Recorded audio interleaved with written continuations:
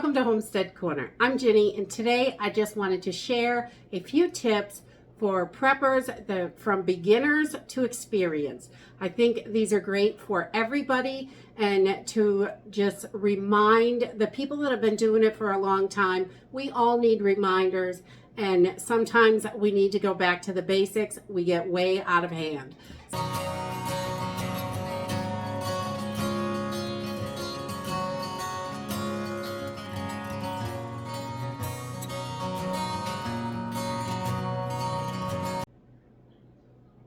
So there are all kinds of emergencies to prepare for, and I don't think there is a single right way to do it. I think each person is going to prepare in their own way and make it the best they can for themselves.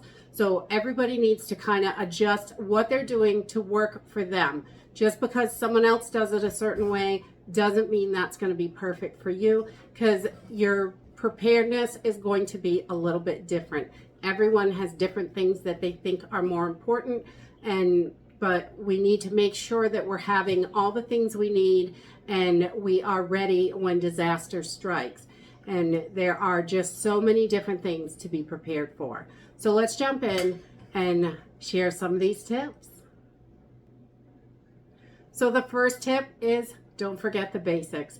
Really, a lot of people get caught up in the SHTF situation and they forget about those smaller emergencies, or things that only affect your family. There are also things to prep for. A lot of people prep for is job loss, sickness, different things like that. If you were to become really ill and be out of work for 6 months or even just 1 month, I mean, how would that affect your family? What would be the things that you would need? Those are the things we want to make sure that we've got our basics covered. We want to remember those smaller things that don't affect the whole neighborhood or the whole state or the whole country. It may be just you that's being affected. Those things are really important as well. You need to make sure that you're prepared for your family to get through that. So getting back to the basics is really important. And remember, those smaller emergencies can be a big problem if you're not prepared for them. The next tip is make a plan. Not all plans start off perfect.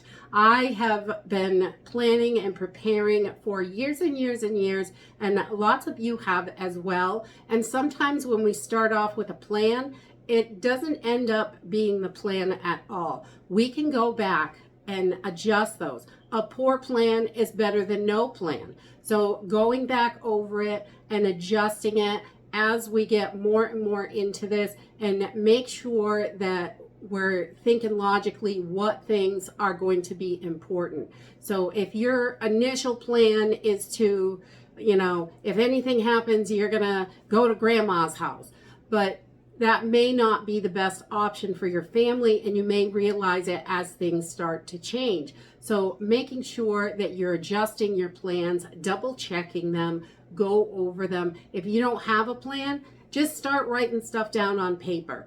Write it down, go back to it in a couple of weeks, go through it, see which pieces are a good idea for you and which pieces are not. And you're going to hear different options all over the place of how people do things differently.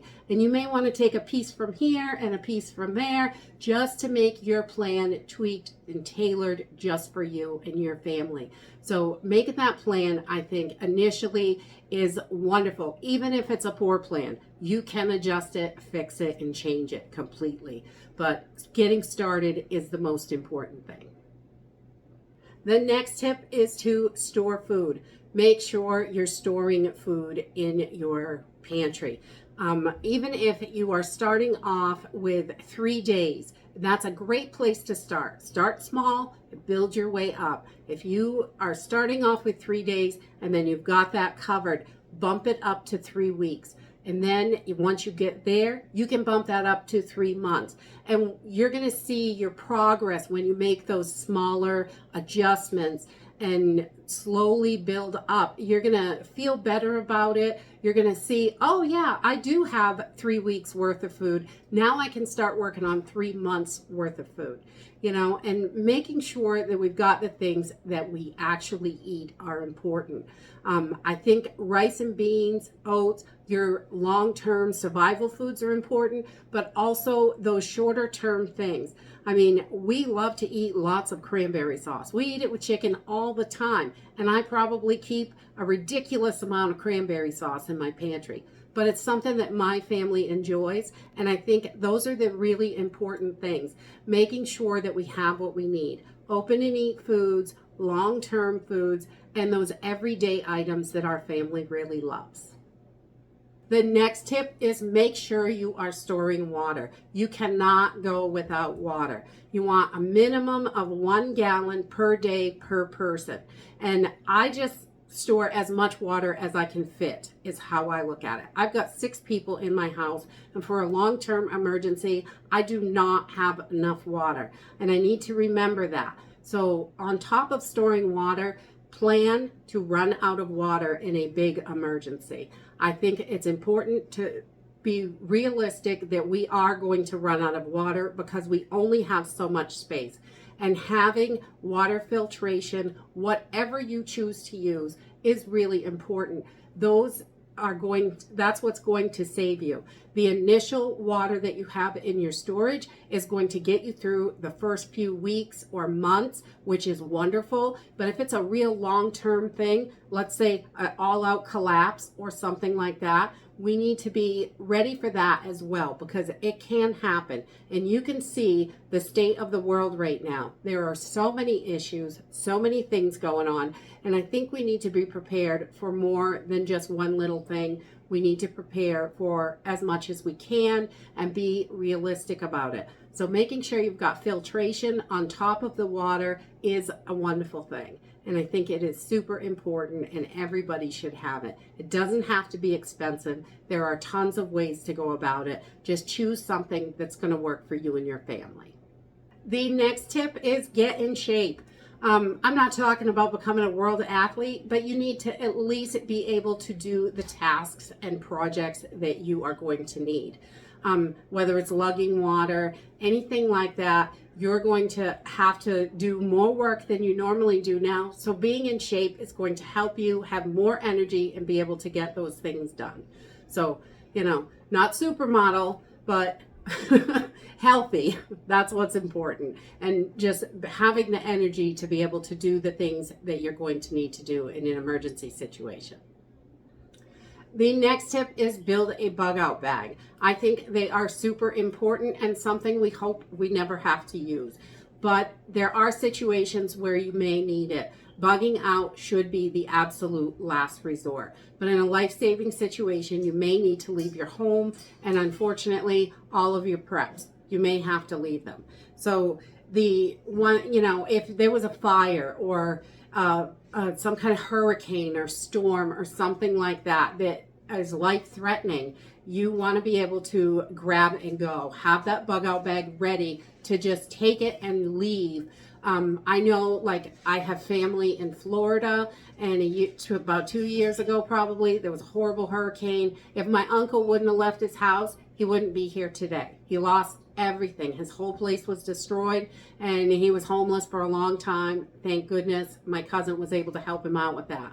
But there are so many situations like that, and that can happen, and being prepared for them with that bug out bag is super important. So he was able to grab what he needed real quick, leave, and be safe.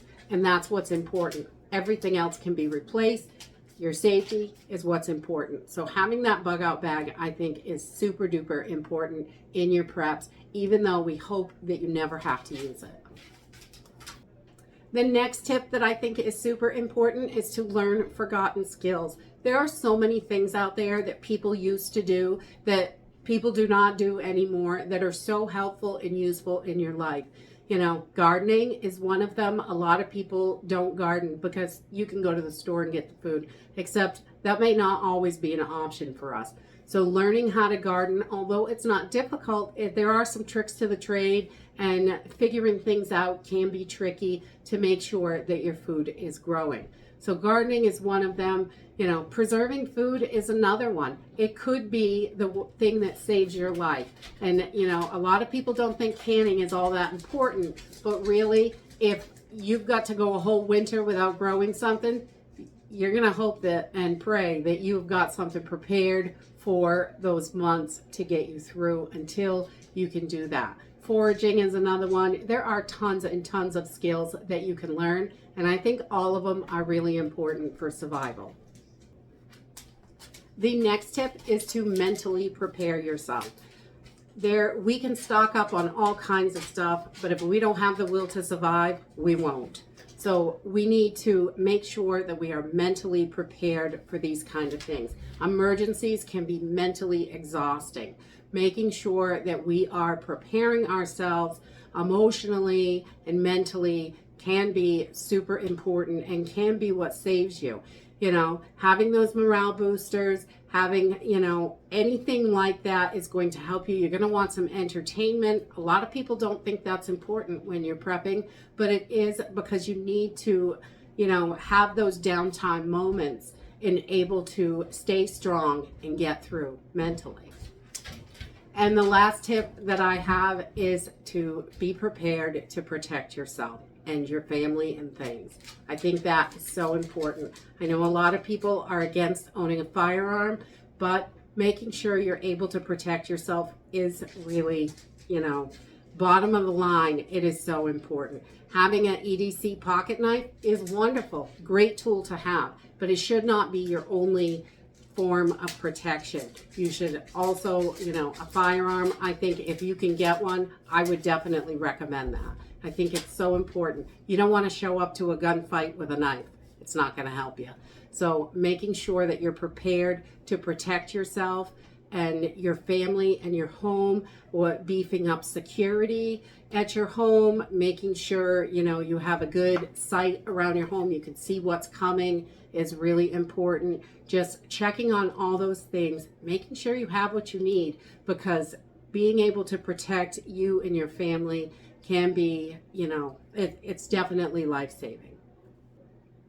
So today I thought I would just share these tips to help people out, get us all on track. Sometimes we get stuck on things or we forget things, something like that. We want to make sure that our preparedness is full circle and we've got everything we need, because if we've got a big gap somewhere that we're missing out on, it could be deadly for someone in our family or for everybody. So we want to make sure that we're prepared and we've got all our bases covered for the different types of things that can happen to us. So if you live in an area that has more crime or more storms or anything like that, you want to be prepared for those things. And I think everybody should be, and not everybody is. So making sure we've got all our ducks in a row is super important.